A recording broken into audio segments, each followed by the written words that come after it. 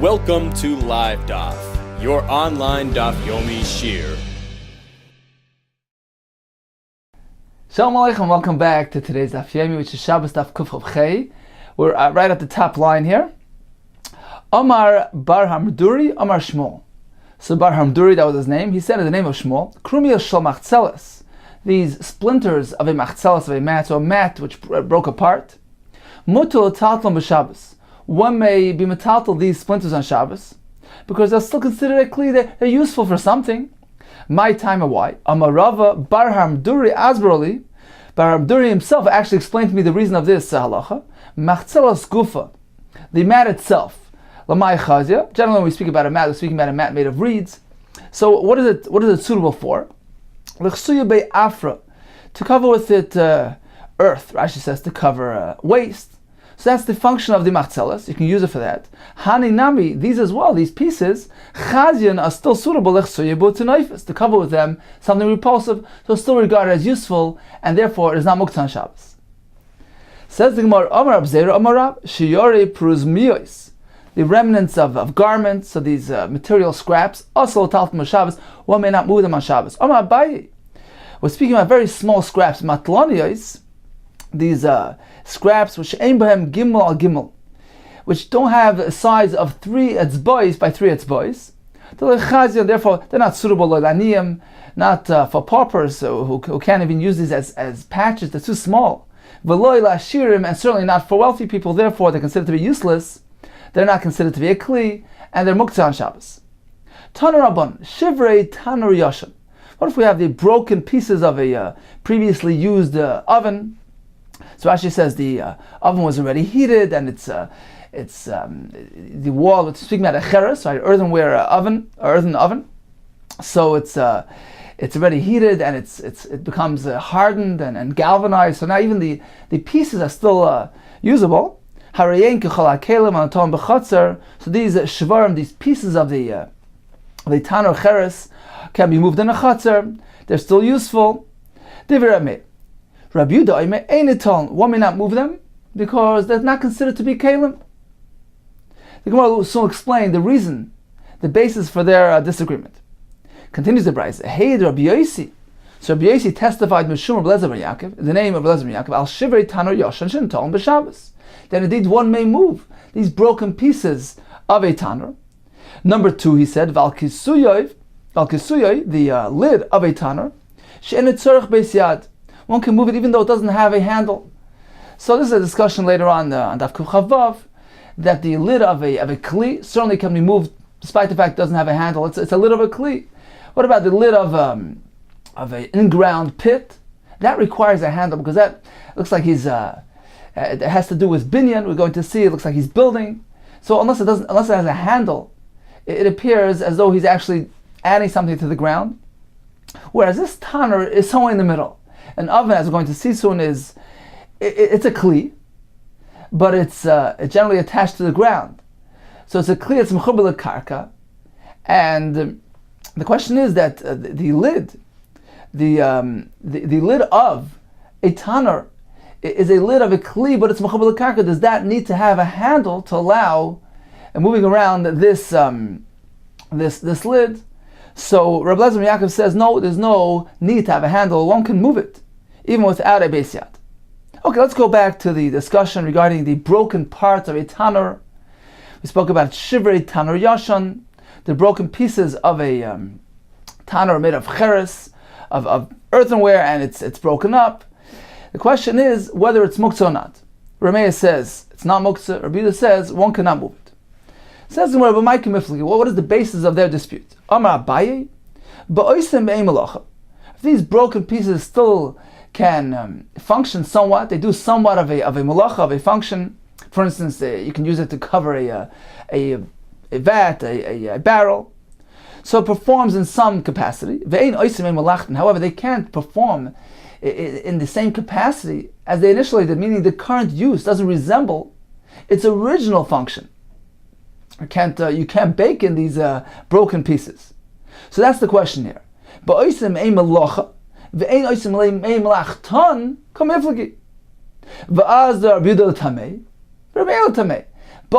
Yudah and Rabbi, both compatible. They're following their respective opinions. As we mentioned earlier in the Mishnah of Kuf Chav Dalet, that Yehuda requires that the shever, the broken piece, should have the ability to function. Its current function should resemble its original function.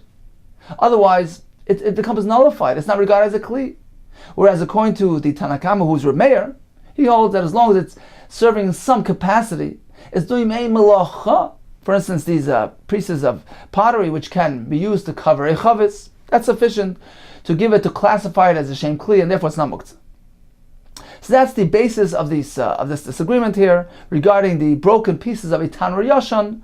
According to Rameir, it can be moved. According to Yehuda, it cannot. Says the Gemara, Maskefla Rava. So Rava asked, if that's the case, ademiflagi b'shivrei tanur. So why do they need to have a machlekes regarding a broken tanur? Liflagu b'shivrei kelim. They should have their disagreement regarding a broken kli, an ordinary kli. Why specifically a tanur? This discussion applies to any broken kli that can still be used in somewhat of a capacity, but not in a way which resembles its initial function. So why discuss a tanur? Liflagu b'shivrei kelim bi'alma. Says Gemara Elam Rava. This is the pshat in their machlekes. B'shivrei de'ahai tanur kamiflagi. They're discussing the broken pieces of this particular type of tanur, as we're going to find in the following Mishnah. The Snan, as we learned in the following Mishnah, about a tanur which wasn't, initially, it wasn't really heated up properly, halachically, it wasn't heated up properly. And the question is, regarding that tanur that broke apart, what is the status of its broken pieces? Let's see. The Snan, as we learned in the Mishnah. Nosnoi al pi haboir, if you place the tanur on the mouth of a pit, or al pi hadus, on top of a different type of pit, v'nosan sham even, and he placed a rock there to wedge the tanur in place. Let's take a look at Rashi, who describes for us in detail what's going on here. So Rashi here comes out 20 lines from the top of the Amud, beginning with the words Nosnai al pi habor. So Rashi describes the old-fashioned oven, tanur shem lahem, their tanur were asuyin kikderes gedelos, were fashioned like large pots of Eilam Shulayim, which were bottomless. U'meishivan la'aretz, he places them on the earth. U'madbik titzvivayisav, then he adds some clay or cement around the tanur. Last I say of, to thicken the walls of the tanur, shiach sekhoymes, that it maintains its heat. V'kriyat tefela, that's called the tefela, the addition of the tanur. V'magas la'aretz, so that cement reaches down to the earth below, so it seals connects the tanur to the ground, seals it, and as a result, the hevel, the heat, is maintained in the oven. Now, let's say he didn't do this. He didn't actually attach it to the ground. Rather, he took the tanur, which is this bottomless utensil, and put it onto the pia boir or pia dus. He suspended it on the mouth of the boir or the dus. She came boir. So the boir is a pit underground, and a dus is like a boir. Ela shabar b'chafiru of adus b'binyan. A boir is below ground; it's dug into the ground. Adus is b'binyan. Is Rashi says it's made with it's built. So some explain this to mean that it's above ground. Rashi seems to think that seems to say that the dus is also below ground, but it's actually it has some walls. It's not just a pit in the ground, but there's some walls to that pit. In any case, he took the tanur and put it onto the mouth, on top of the bar and the dos. And he placed a stone. He wedged the stone between the oven and the wall of the bar, to squeeze it so it doesn't fall down. So he squeezes it in place and suspends it up there midair. So he didn't actually attach it to the ground, but he suspended it on the bar and the dos. Let's get back to the Gemara. This is the second wide line. The Snan, Nosna pia boir al pia dus, sham even. So he placed the tanur on the boir or the dus with a stone. What is the status here? How do we regard this tanur? Rabbi Yehuda Omer, imasik milamata. If when he heats down below, all the way on the bottom floor of this pit, when he does that, when he lights the fire down there, v'unisik milamala, and by doing so, the tanur above gets properly heated, tell me, then this is regarded as an ordinary tanner, and it's tamei because it's functioning together with the ground below. The fire down below on the bottom of the pit properly heats up the tanner. It's regarded as though the tanner is connected to the ground, it's functioning with the ground, therefore has a status classified as a proper tanner. V'im lav, but otherwise, meaning the fire down below doesn't properly heat up the tanner. Rather, they need to place the fire within the tanner. Somehow they lift the fire off the ground. Maybe they make a makeshift floor to this tanner, or perhaps they put the fire on they lift it by placing it on a rock. In any case, the fire needs to be lifted into the cavity of the tanner itself. It can't make use of the fire down below. Then tar. This tanner is tar. Let's take a look at Rashi. Rashi here is, so we have the wide lines of Rashi. So 5 lines above the wide lines, Rashi begins with the words v'imlav. So the fire down below doesn't effectively heat the tanner properly. Ela nisa kishar tanur mitoichen. Rather, this tanner needs to be heated within the cavity of the tanner itself, like other tanurim, which have the fire within the tanner itself. Tar, then it's tar. The fire is taima, as the Gemara will explain, the be'inan mechusan atitza. Because in order for the tanner to be regarded, to be classified as a proper tanner, to be mekabel tuma, it needs to be mechusan atitza, meaning that it needs to have a potential of demolishing it. It needs to be able to be demolished. Because the pasuk we're going to see soon describes a tanner that becomes tamei as requiring netitza, needs to be demolished. So only something which is attached to the ground can be demolished. So Rashi says, since it needs that potential netitza, she'ei karev lias mechubar, needs to be close as possible to being connected to the ground. V'chi einoi karev la'aret. However, if it's not carved to the ground, you don't have no greater demolished tanner than this, meaning it's removed from the ground. You can't demolish it any longer. And you can't any longer fulfill the pasuk which says that a tanner and a kirayim, a certain type of stove, should be demolished. Because the concept of demolishing only applies to something which is attached to the ground. The netitza lo shaycha, this concept of demolishing is only possible, can only be applied to a attached structure. When something is not attached, the concept of breaking is applicable to it. So this tanner, which is not properly being heated by the fire down below, it's not regarded as really connected to the ground. It's not really functioning with the ground below. Therefore, it's considered as though it's detached from the ground. It's an ordinary kli, and therefore it can't be mekabel tumah, since the concept of netitza, of demolishing, doesn't apply to this. Let's get back to the Gemara. So once again, Rabbi Yehuda says, masik malamata, when he heats up on the bottom, all the way on the ground below, v'hu nisik malamala, that affects properly the tanner, it gets properly heated up on top, tamei, then we regard this tanner as though it's connected properly to the ground, and it is mekabel tumah. Vim lav, but otherwise, if you have a separate fire up above, inside the tanner, it's not functioning together with the ground, it's not considered to be a mechuber to the ground, it's functioning independently of the ground. Tar, therefore, it is not regarded as the proper tanner, can be mekabel tumah. No, there's no need to be attached to the ground. Since it got heated in any way, meaning even though it's not being properly heated from the fire down below, it's not regarded as really connected to the ground, needs its own independent fire. It's regarded as though it's detached from the ground, it's functioning independently. Still, it's tamei, it's considered to be a proper tanner. So this is the Mishnah. Says the Gemara, what is the pshat in this machlekes? So what is this based on? So we have a clue. Rashi already gave us a advanced clue here. What is the basis for their disagreement? B'haikra, with regard to the following pasuk. How we're meant to interpret the following pasuk. Tanur v'kirayim yutat tmeim heim utmeim yulachem. So the tanur and the kirayim should be demolished. Tmeim heim there. Tamei tmeim yulachem. So Rabbi Yehuda says, Rabbi Yehuda savar mechusa netitza tamei. When something is lacking netitza, meaning it can potentially be demolished, that's considered to be the tanner as the Torah is discussing.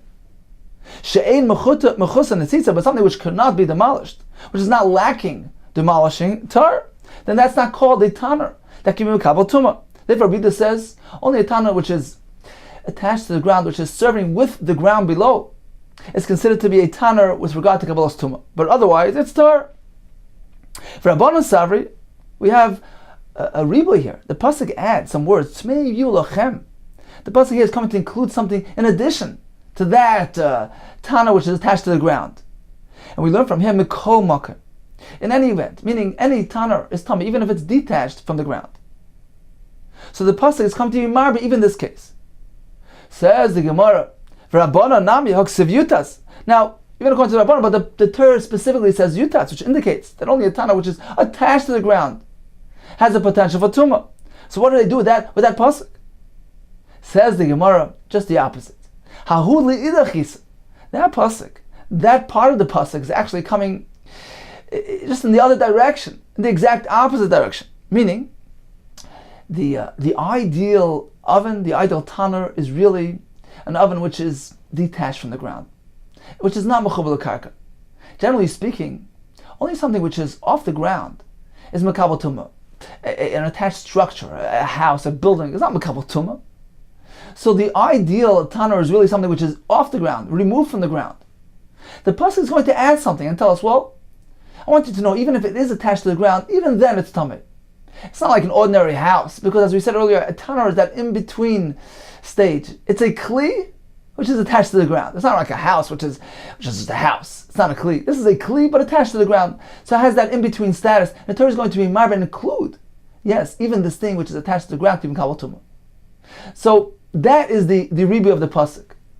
Says the Gemara, the beginning of the pasuk which speaks about a tanur which requires demolishing, meaning an attached tanur which has a potential for tumah, is in the opposite direction. The Torah is telling us you should know even that is makabel tumah. Perhaps I would say, given the chabri ba'ara, since he attached to the ground, kegufa da'ara dami, it is regarded like the actual ground. It's like a house, like a building, like an attached structure, and it can't be makabel tumah.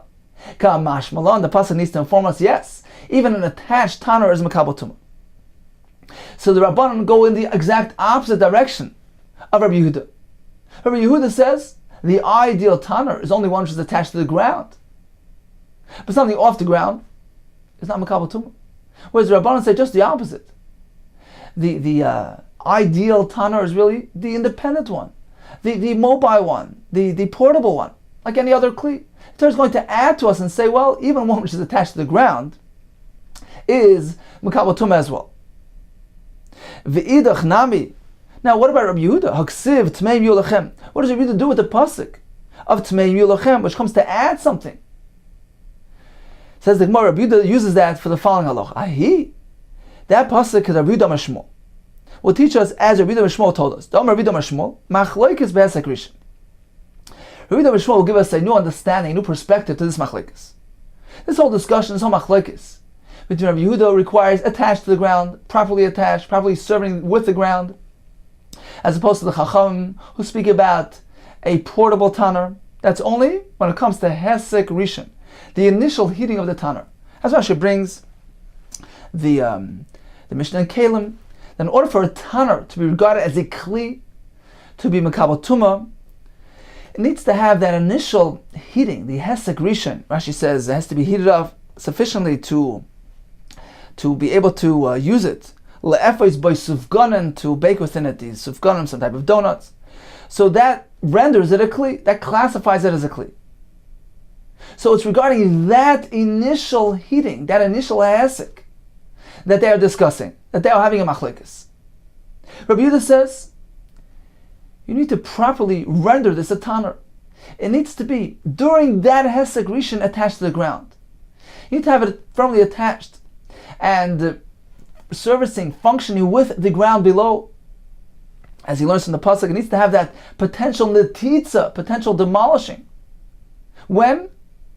Only strictly during that first hesek. When you come to classify, you want to render it, you make it into a tanur, it needs to be properly functioning. As we said earlier, a tanur which is properly insulated and properly surrounded, properly smeared, that's the ideal tanur. That's functioning properly. And that is required by that first hesek. That gives it a status of a tanur. Avo b'hesek sheni. But regarding the second hesek, meaning the subsequent uses of this tanur, once it's been rendered a tanur, it's been heated for the first time, all agree, afilu toli betzavar gomel. Even if you're hanging it up it's hanging on a savar, a neck of a gomel, a camel, and you're using it there, You're making some type of fire down below and heating it up, or you're lifting the fire, whatever you're doing, but it's off the ground, it's portable, it's mobile, all agree, it's going to be Mekabel Tumah going forward. So the question is only regarding the initial hesek, the initial heating, when it's rendered into a kli. There is the machlekes. Rabbi Yehuda says it needs to be at that point attached to the ground. What happens afterwards, it's okay. It doesn't have to be attached any longer, because once it has a shem kli, it retains that status going forward, even if it's detached from the ground. Whereas the Chacham say, even during that hesek rishon, there's no requirement for it to be attached to the ground. Even if he heats it for the first time, suspended somewhere up in the air, that's okay. Just the opposite. According to the Chachamim, a tana which is mobile, which is portable, like an ordinary kli, there's all the more reason for it to be Mekabel Tumah, like a regular kli. And therefore the Chacham say that, based on the pasuk, of course, that the pasuk of Tmeim Yulachem, that's the ribui, that's coming to add even a portable tanner. But indeed, that's the ideal tanner. And the pasuk goes ahead and tells us tanner v'karayim yutats, to tell you even a tanner which is attached to the ground and requires that netitza demolishing, that also is tameh. So that's a chiddush. So Rabbi Yehuda works this way, that ideally you have a tanner attached to the ground, and the Chacham worked the other way. Ideally, the ideal tanner is detached. Okay, even if it's attached, the Torah says that as well, kibim kabel tumah. Continues the Gemara, v'amar ula, v'hesek rishon, regarding that first initial heating, l'rabbanan, according to Shit's Rabbanan, afilu tolei b'tzavar gomel, even if it's hung on the neck of a camel, and that's where the first heating process took place. That's when it's rendered as a kli. That's sufficient. According to Rabban, even in that case, even in that situation, the tanner becomes a tanner. Let's stop for a moment and just take stock of what's going on. So we have Rabbi Yehuda, we have the Rabbanan, we have a pasuk. On the one hand, beginning with the words tanner v'karayim yutats, indicating that this tanner needs to be something which can be demolished, something which is attached to the ground, mechubel karka. We have the other wording in the pasuk of Tmeim Yulachem, which appears to be adding something to include even a tanner which is detached. So you have two approaches to the pasuk. On the one hand, Rabbi Yehuda says that the ideal tanner is the properly functioning tanner which is attached to the ground, where it maintains its heat, is properly insulated. So the pasuk begins by saying, well, the ideal tanner is the one which is attached to the ground, and indeed, you need to be mechuber lekarka during that hesek rishon, during that initial heating, when this tanner is becoming a kli, it's being rendered and classified as a tanner. The second part of the pasuk, which says even a tanner which is tolish, is tamei, is speaking about, well, once the hesek rishon took place, the subsequent usages can take place even when the tanner is portable or mobile. According to Rabban, work the other direction, that the ideal tanner is a detached tanner, because that's like an ordinary kli. Generally speaking, something which is mechubel lekaka is not mekabel tumah. So the ideal tanner is the one learned from the words tmeim yulachem, the tanner which is tolish, which is tamei. And even if the first heating, the first hesek took place when the tanner was removed from the ground, was hanging on the camel, that's okay. That becomes a tanner. The first part of the pasuk, which indicates that we're speaking about the tanner which is mechubel karka, that's a chiddush. The pasuk is coming to add that as well. Even if it's mechubel karka, it will be mekabel tumah. So it's not like a house which can't be mekabel tumah. This is different because it's a kli. So although it's connected to the ground, but it's a clear mechubel karka, the Torah is being mechalish to us. That this can be mekabel tumah. Okay, so we have this discussion regarding the tanner between Yehuda and Rabbanan. Now, how did this come into play here? Because Rav explained that the discussion earlier regarding the shivrei tanner between Rav Meir, who says that those broken pieces of the tanner, broken pottery, are considered to be like kalim because they're still useful, and Rabbi Yehuda, who says that the broken pieces of that tanner are not regarded as kalim. So Rav says we're speaking about this particular tanner. We're speaking about a tanner which was initially heated, you know where? Up in the air, suspended up in the air, not properly attached to the burr. As Rabbi Yehuda says, the fire on bottom didn't properly, effectively heat the tanner. We weren't speaking about a tanner which was properly attached to the ground. It wasn't functioning with the ground. So according to Rabbi Yehuda, this is not a properly heated tanner. It's not considered like a tanner, as opposed to the Rabbanan, who regard this tanner as an ordinary tanner. So Rav explained that this tanner that broke apart, according to Rav Meir, it's regarded like broken pieces of an ordinary tanner, and they're suitable for use, they have function, and therefore one can move them on Shabbos. Whereas according to Rabbi Yehuda, this tanner wasn't properly heated ever. It wasn't regarded as a kli, and therefore the broken pieces of this tanner are muktzah. Says the Gemara, Maskefla Rav Ashi. So Rav Ashi asked, if that's the case, Adamiflagi b'shivei tanner. So once we speak about broken pieces of a tanner, instead of discussing broken pieces of this tanner, liflagu b'tanner gufa. Why don't they have their discussion, their machlekes? The Rameh and the Rabbi Yehuda should have a machlekes regarding the tanner itself. Meaning that the tanner itself, according to Rabbi Yehuda, is not a kli. And certainly the broken parts of this tanner are not a kli. Whereas according to Rabbi Meir, this tanner, which was heated somewhere up in the air, is regarded as a proper kli. And therefore one can move the tanner itself. So why discuss the broken pieces of this tanner? Discuss the tanner itself. Instead of discussing the broken parts of this tanner, let them discuss the actual tanner that wasn't heated properly for the first time. And therefore, according to Rabbi Yehuda, it's not a kli, because if it wasn't properly attached to the ground at that initial heating, then the tanner didn't heat properly, it didn't galvanize properly, the earth didn't strengthen properly, and therefore it's not considered to be a kli. And according to Rav Meir, it is considered to be a kli, it is regarded as a proper tanner, and therefore one can move it on Shabbos. Hashta tanner gufli Rabbi Yehuda lahavamana. If the tanner itself, a whole tanner, according to Rabbi Yehuda, is not a kli, shvar and bayit, do you need to discuss the broken parts of this tanner? Certainly, it's not regarded as a kli, and it's muktzah. So why discuss the broken pieces? Discuss the kli itself. It's a great chiddush that even the entire tanner, according to Rabbi Yehuda, is not a kli, and according to Rav Meir is a kli. Elam Rav Ashi, we must reinterpret that discussion. Lo'olam kedamar and bikar, certainly the proper way is the way we initially interpreted the machlekes regarding the broken pieces of a tanner yashan, a properly preheated tanner. So there's no discussion regarding the status of the tanner. This tanner was properly heated, whether according to Rabbi Yehuda, attached to the ground, according to Rabbanan. In any case, there's no discussion regarding the status of the tanner. We're speaking about broken pieces of a proper tanner. Now the point here is that the broken pieces are functioning in what capacity? Uba'oisa masa tafka. Now one can use these pieces to bake with them. Tafka is like a shingle. And this explains why they specifically were discussing a broken oven. Rav Meir ledvarav Rabbi Yehuda kamar. Rav Meir was relating to Rabbi Yehuda's opinion with regards to broken kalim. He wanted to make a point. He wanted to point something out. According to you, I want to point something out. Liditi, according to me, according to my opinion, as long as the broken pieces can serve in some capacity, even if they can be used to cover a chavis, that's sufficient to be regarded as a shem kli in the namukts.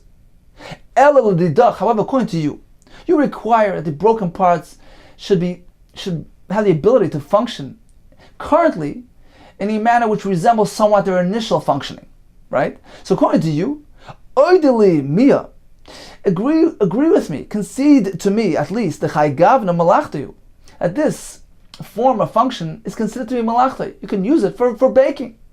So this should be considered to be a kli, even according to you. Rabbi Yehuda responds, Rabbi Yehuda loydam. He says, there's no comparison. You can't compare these broken pieces of a tanner to the initial tanner. Why? Hasam, by the initial oven, has seikim b'fnim. How do you heat it? You put the fire in the tanner. However, over here, seikim b'chutz, the heating takes place outside. You put the fire underneath the broken cheres. So it's serving in a different capacity, in a different manner. Hasam umad, by the ordinary tanner, it bakes standing up upright. They used to paste the dough on the vertical walls of the tanner. So that's how it baked. Over here, it's not standing up, it's lying flat. So it's serving in a different capacity. It's viewed as a different function, and therefore, it is no longer considered a kli. So in summary, we learned several halachas regarding those shreds of the machzelas of the mat, since they're suitable to cover with them something offensive, something repulsive, afar. As the Gemara says, they're mutter because they're still functioning. What about the remnants of a garment?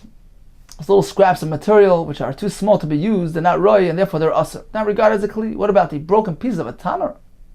So these pieces can still serve even in a capacity of baking in some way. So we have this machlekes. Rameir says one can go ahead and remove these pieces because they're still functioning, and certainly in this case they're functioning even better. They can actually be used for baking. Whereas according to Rabbi Yehuda, since the manner of baking on these pieces differs significantly from the manner in which you bake in an oven, it's not considered to be that they're doing mei melachton, that they can't function.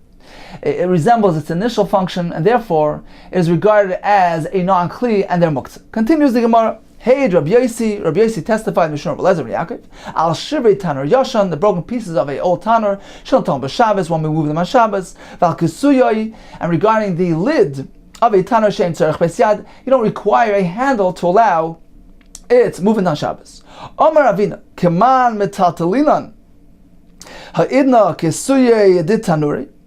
According to whose shita are we metal to remove the today hadnim is now today kisui the tanuri, the lids of the ovens, the mata machasya of this tam mata machasya, the elam besachiza, which do not feature a handle. Kiman, according to who Karazam Yaakov allows one to move around the lids and place them on the oven. There's no concern of boina because it is a lid of a kli, even though a tanner is mechubar l'karka, but the tanner is a kli which is mechubar l'karka, so there's no concern of binyan. It's regarded as a lid of a kli. Continues the Mishnah. Ha'even shebekiruya. So this stone which is placed in the kiruya, this is the hollowed out pumpkin which is used as a bucket, as a pail to draw water from the well. So this hollow pumpkin would float, so they need to weigh it down with a weight, so they put this stone in it. So it's a question of muktzah here. If when they use the pail, they fill with it, the stone remains intact. Rashi says it was tied, it was fastened properly to the pail here, so it doesn't fall out. One can use the pail, because the fact that it's fastened properly to the pail makes the stone as part of the pail. It's regarded as a kli, and it's not muktzah. But otherwise, if when you use the pail, the stone slips out, it's not properly fastened. One may not fill with this pail on Shabbos because the stone is muktzah. Not only that, Rashi points out that the pail, this pumpkin, is actually also muktzah because it's a basis l'davar aser. It's a support for the stone, which is muktzah. Continues the Mishnah with the second halacha. Zmeira. This is a vine branch, sheikshur b'tafiach, which is tied to a small pach. Rashi says a small container being used as a pail here. Mimalim b'Shabbos, who may fill with this container on Shabbos, because the zmeira, this branch, is considered a kli because it's tied to the pach. Third halacha in the Mishnah, p'kaka chaloin. We have this window shutter. So p'kak usually means a plug. So this window pane, this shutter. So they used to remove it when they wanted to make use of the window and then put it back in place. And Rashi later will tell us that this chaloin, this window, is actually up in the ceiling, some sort of skylight. So what is the halacha regarding going ahead and putting this p'kak back in its place? Is it regarded like building? Reb Lezer Omer, depends. Bisman shu kosher. So when this shutter is actually tied to the building vitoli and it's suspended, it's not dragged on the floor, then it appears like it's a window shutter. It appears like it's meant to be used for that, and it's still connected to that. It's not like bringing something over here and closing up the hole. Poking by, one may use it to shutter the window. Vim laver. Otherwise, ain't poking by, one may not use it. In either case, poking by, one may use it, one may plug the window, there's no concern. Continues the Gemara Tanan Hassam, we learned later on in the Maseches Shabbos, a Mishnah, Evan Shal Piach Chavis, the stone which is sitting on the mouth, covering the chavis, the barrel. Now he needs to take out some of the content, he wants to pour out some wine. Matal Tzida, so he tips the chavis off to the side, tips it over, V'nei Feles, and thus the stone falls off. He doesn't actually directly touch the stone, which is muktzah. Now Rashi points out that the sugya over there says that, let's say the stone, the chavis is actually surrounded by other barrels, and he can't tip it over because the stone will go break the other ones. So the Gemara tells us that he can actually pick up the barrel and take it out of the area and tip it over in that manner. Continues the Gemara, Amar Rabba, Amar Rab Ami, Amar Rav Yochanan. So Rabba says the name of Rav Ami and the name of Rav Yochanan. Lo yishanu. This halacha of allowing one to actually lift the chavis, take it out of the area, take it out from between the other barrels and then tip it, that is only allowed ela b'shechech. When the person inadvertently, he forgets and leaves the stone on the barrel, in which case the barrel doesn't become a basis, it's not meant as a support for the stone, which he simply forgot there. But if he purposely places the stone on the barrel, he's using it as a lid, as a cover. Nasa basis davar aser. In this case, the chavis itself, the barrel itself, is muktzah because it's a basis, it's serving as a support for davar aser, for the stone. So this is the opinion of Rabbah in the name of Rav Ami, that even though he placed the stone, he wants to use it as a lid, it retains its muktzah status. It's not regarded as a kli. Not only that, the chavis itself becomes muktzah. Rav Yosef, Rav Asi, Rav Yochanan, this is an opposing view. Rav Yosef, in the name of Rav Asi, in the name of Rav Yochanan, said, Lo yishanu ela b'sheichech. This halacha, that he needs to actually tip the chavis, but he can't directly associate with the rock itself. He can't directly touch the rock because it's muktzah. It's only b'sheichech when one forgets it there. But if one actually deliberately placed this stone on the chavis to be used as a lid, nasa kisei lachavis. This stone has now become a kisei, a covering, a lid for the chavis. It's considered a kli, and he can actually move the stone itself. So we have Rabbah, the name of Ami, who holds that simply placing a stone on the chavis, doing this ma'isa, does not render the stone, it does not classify it as a kli. Whereas according to Rav Yosef, the name of Rav Asi, yes, simply placing it on the chavis, purposely, deliberately, as to use as a cover, makes it into a kli, and remove its muktzah status. Amar Rabbah, said Rabbah, Musvina Nashmaita, and I asked the kasha on my teaching, on my shita. I just said that even a ma'isa can undo the muktzah status. We have a kasha from the Mishnah, from our Mishnah, so the stone sitting in this pumpkin, if one fills the pail, one uses the kiruya, the stone remains intact, meaning it was fastened, it was tied to the pail, then one can fill with this pail because the stone right now is regarded as part of the pail. So this is a kasha on Rabbah. I apologize. It was Rabbah who was asked the kasha. Said, I asked the kasha on my shita. My shita was that even when doing a ma'isa, even when placing the stone on the chavis, which is a ma'isa, which shows, it indicates that he wants to use it as a kli, wants to use it as a lid, that does not negate its muktzah status. That's not sufficient to change its muktzah status, to remove its isser. As Rabbah told us, even when he placed the stone on the chavis, it's still muktzah. Not only is it muktzah, the chavis itself becomes muktzah. Says Rabbah, I have a kasha from this Mishnah. This Mishnah clearly tells us that if you fasten the rock on this kiruya, on this pumpkin, he can use this pail because the Evan has changed status. It's become part of the kli. So we see that doing a ma'isa can change the status, can make the stone into a kli. Says Rav Eloi, it's not so. There's no connection between two things. Hasam over there by the pumpkin, even the hatka, because since he fastened it, he tied it to the pumpkin. Shavi doifen, he made it into the wall of the doifen. Certainly changed the status, as opposed to simply placing a rock on a chavis. That's not a significant enough masa to change the status, to nullify its muktzah status. So certainly Rav agrees, if it does a significant act, it changes the status, such as tying a rock to that pumpkin. But simply placing the rock on the chavis, Rabbah and the name of Rav Ami maintain, no, it is still considered to be muktzah. Omer Rav Yosef, now Rav Yosef will bring a right to his shita, Umasvino Nashmaiten, actually a kasha, Umasvino Nashmaiten, I have a kasha, I asked the kasha on my shita. What's my shita? That a simple ma'isa, even a minimal ma'isa, like placing a stone on a chavis to be used as a lid, changes its muktzah status, is not regarded as a kli. I asked the kash on that. Because the Mishnah, the same Mishnah, says, Im lav, if he had not fastened the rock to the pumpkin, Eim malba. One cannot fill with this pumpkin because this rock is still regarded as muktzah. So we see, even though he placed it in there, he did a maisa, it is still muktzah, it's still a rock. So why is this different than placing a rock on a chavis? It's not so. There's no connection. Why? Hasam over there by the pumpkin, which is being used to fill, to draw water, it needs to be firmly in place. Given the lehatka, since he didn't fasten the rock, he knows that when he fills with this bucket, it's going to slip out. Bituli batla. He was mavatal, meaning Rashi says that he was megaladas. He revealed his intention, meaning he demonstrated that he's not rendering it a kli. He's not making it into a kli. He's not machshav it. He's not regarding it as a kli. He's nullifying it. Because why didn't you tie it to the pumpkin properly? You know it's going to slip out. So in that case, certainly, since he indicated that he does not want it to become a kli, it won't be a kli, it'll stay muktzah. As opposed to the case of the chavis.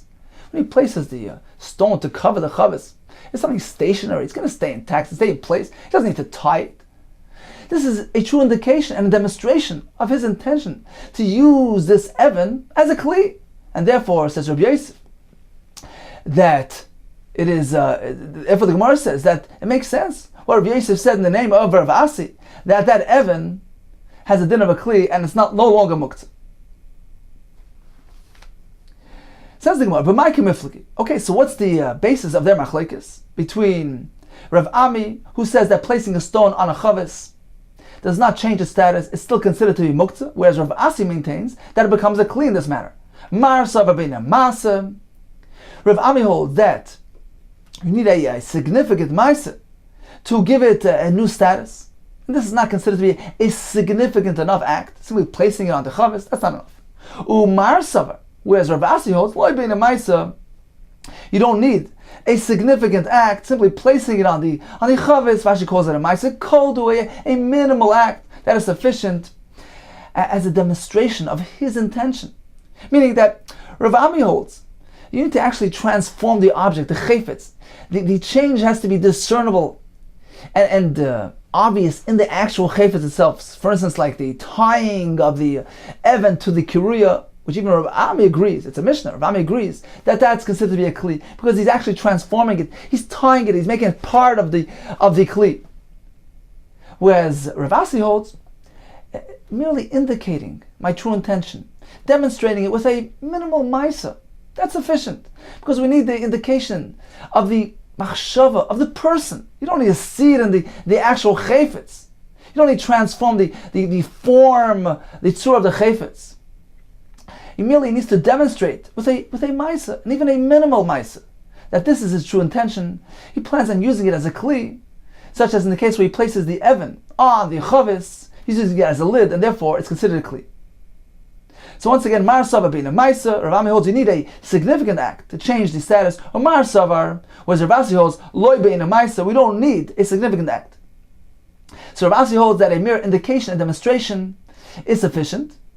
So getting back to our Mishnah, the Mishnah gives us two dinim. If he tied that rock, it's a kli. All agree because there was a serious Maisa being done.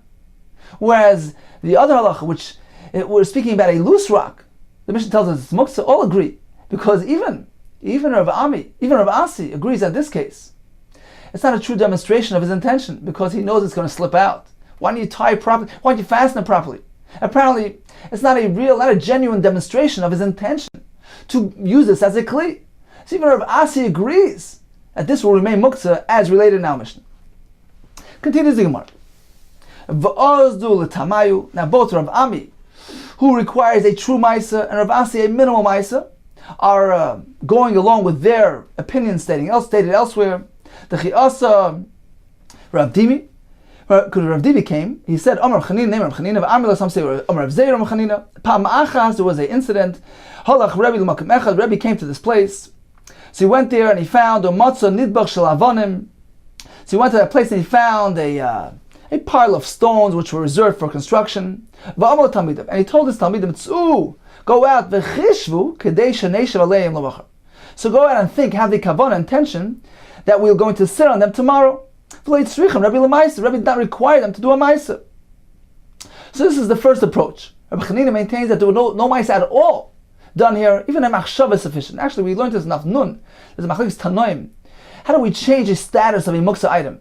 We have a Shita which says Machshava is sufficient. We have a Shita that requires even Maisa. So Rabbi Chanina is going along with the Shita that Machshava is sufficient. Now, upcoming in the Gemara here will be two Shitas.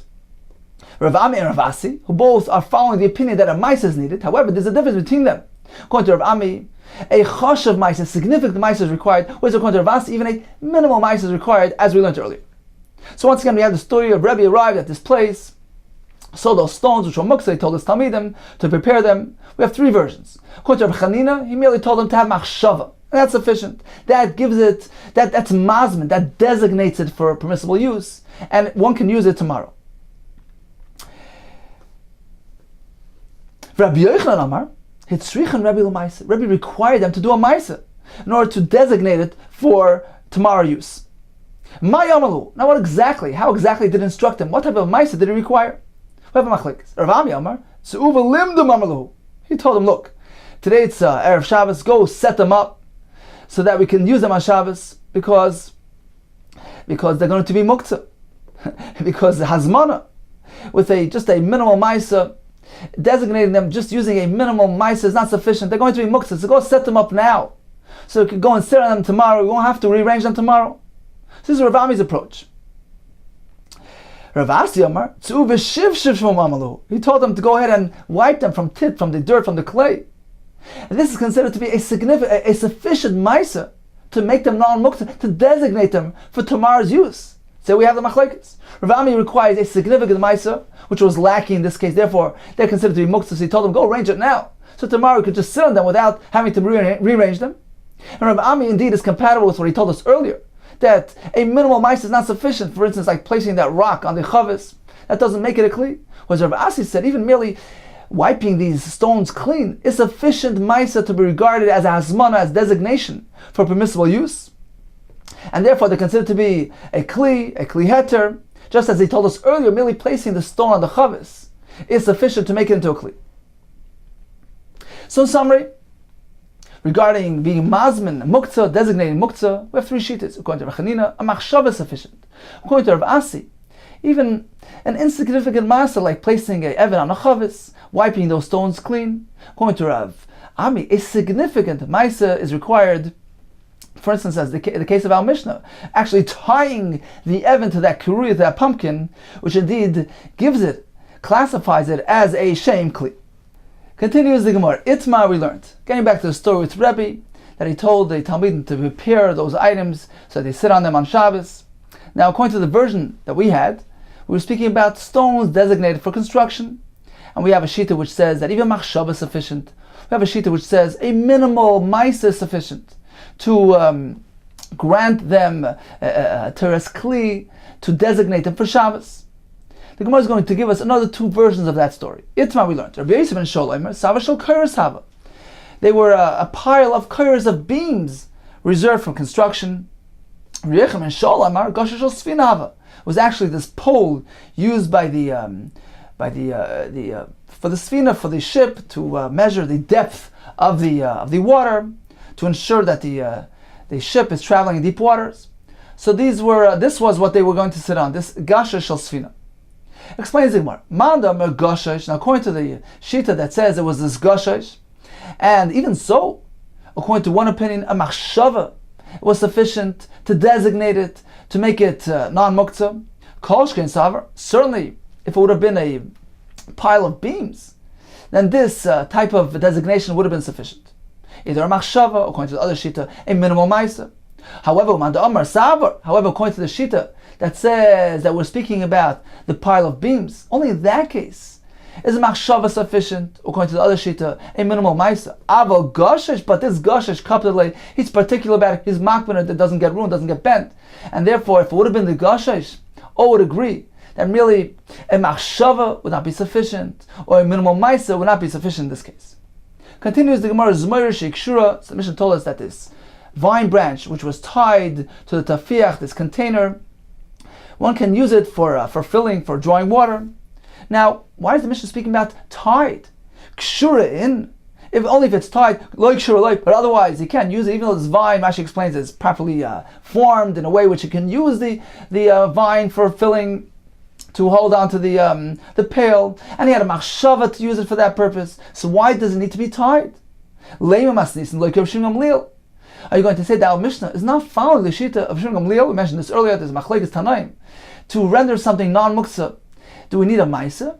Or perhaps even a Machshava sufficient? If Shimon Gamliel holds, even a Machshava sufficient. This Mishnah appears not to be going like him. The Sani, as we learned, Chariya Shel Dekel, palm branches, Shegodin Le'etzim, which he harvested for firewood. Now they're muktzah. V'nimlach alein li'yeshiva, but he changed his mind, he decided to use them for sitting. Tzorach liksha, he needs to tie them into a bundle. Perhaps this makes them more suitable for sitting. So a maisa is required. He needs to indicate that the actual object itself that's designated for this purpose. No, ain't liksha, he doesn't need to tie it. Merely having in mind is sufficient. So why now Mishnah does he need to tie the vine? Even if the Mishnah will be following that Shita, you know what we're speaking about? This branch is still attached to its father, to the vine. And therefore all agree that unless he actually ties it to the tafiach, it retains its muktzah status.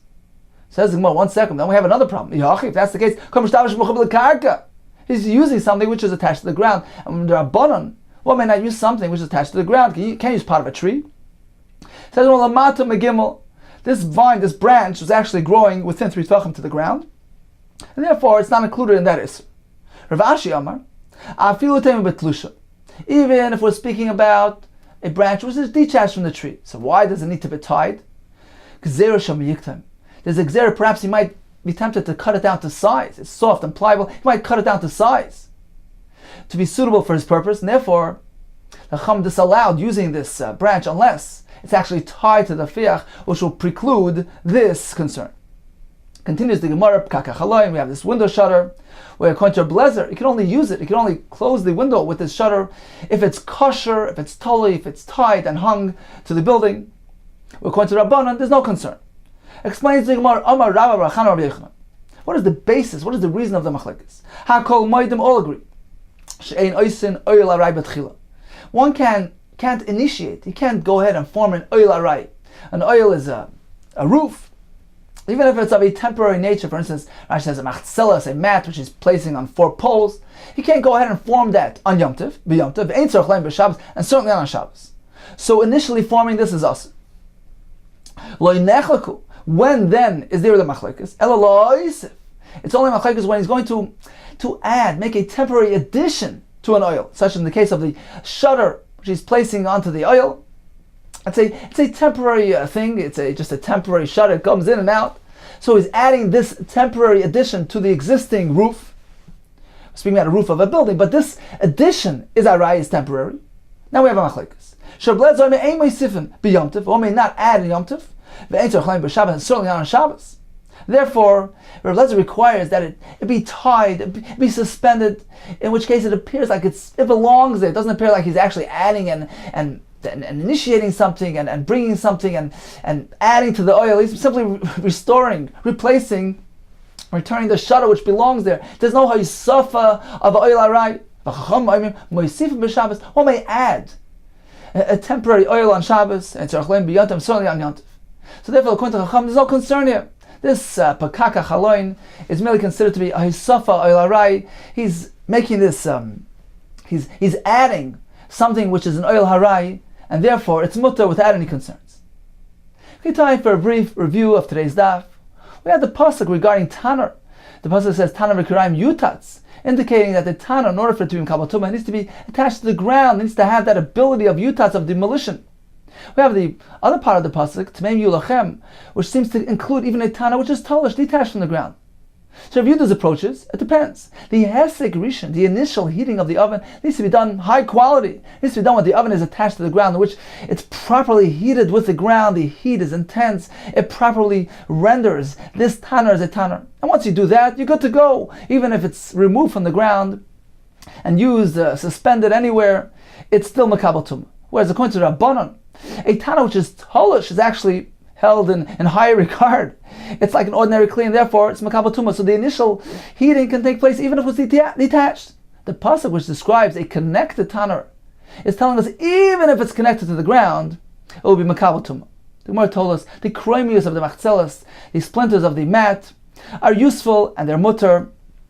The remnants of the talisos are not useful, they're too small to be used, and therefore they're muktzah. Regarding the broken pieces of a tanur, which can still be used somewhat for a baking function, according to Reb Meir, they're mutter, they're not muktzah, according to Reb Yehuda, since they bake in a way which doesn't resemble the baking process of an ordinary oven, they're considered to be muktzah.